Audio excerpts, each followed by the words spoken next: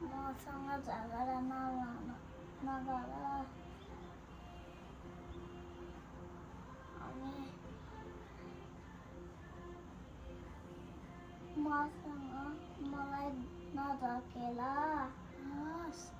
Thank you.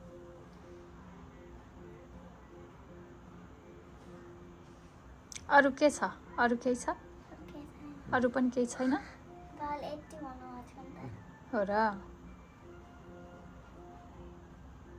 अब जिउ गर न त दिदीलाई जमरा लगाइदेऊ ओके ल फेरि लगाइदेऊ नि त